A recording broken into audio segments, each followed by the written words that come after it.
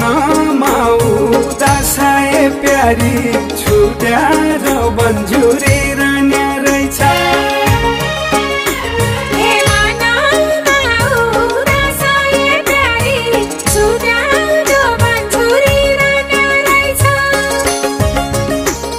मायालुको साथ बिना माया प्रीति सही हुने रहेछ। मायालुको साथ बिना माया प्रीति सही हुने रहेछ।